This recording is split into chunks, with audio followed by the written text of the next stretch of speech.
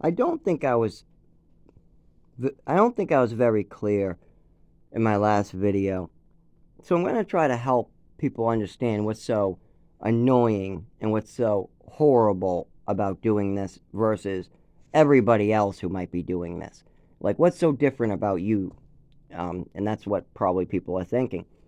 Well, think of it as an analogy. I'll give you an analogy at the end, but basically, I'm having to redo the same traumatic stuff I already processed and got over with.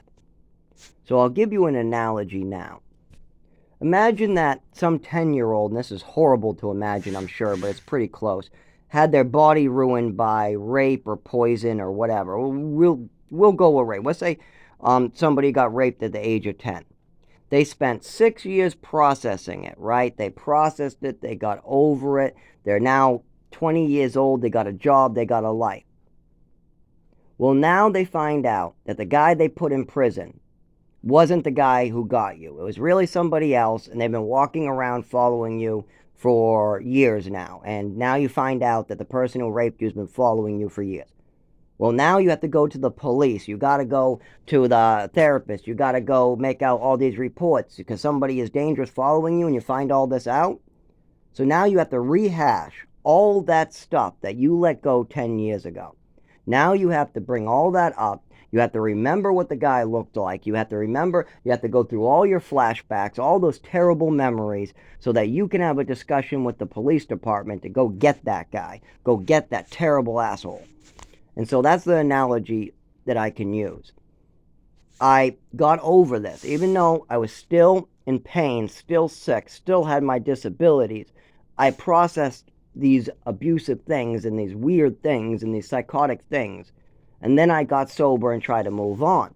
But part of that is that I have to fix my Social Security. I have to clean up this mess. I got to give the truth. I have to fix any discrepancies. I also got to get healthy and see doctors.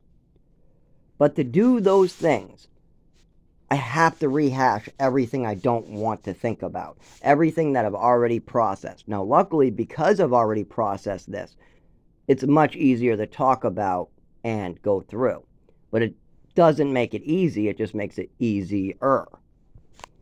And I gotta say, that's probably one of the hardest parts of doing this, is that I have to discuss this. And then I get total idiotic statements from people like, why don't you just let it go? Why don't you just not talk about it anymore? Jesus, is that so insensitive? I mean, that's one of the most insensitive things I ever heard. I mean, I hope Jesus can help me process why somebody would have a mindset like that, where their go-to is just to put blame and ignore issues. I mean, that's just a messed up thought process.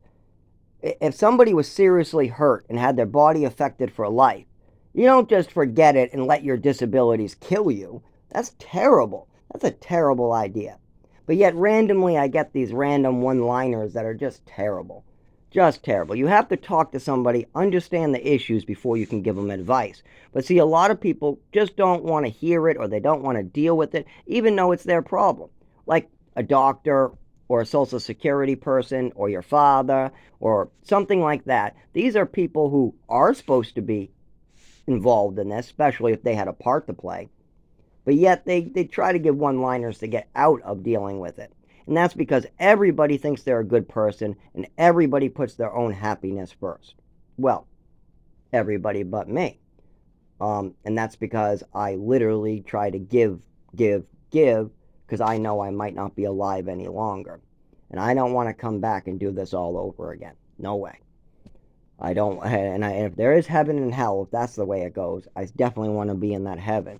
And if there are different levels of heaven, I definitely want to be at the highest level. So, yeah, I try to give back. I'm in situations that nobody else would ever put themselves in just so I can give back to society. Like my roommate. Nobody else would put themselves in that situation but me. But it's because I can give back on a daily basis, and I know I'm doing a good job at it.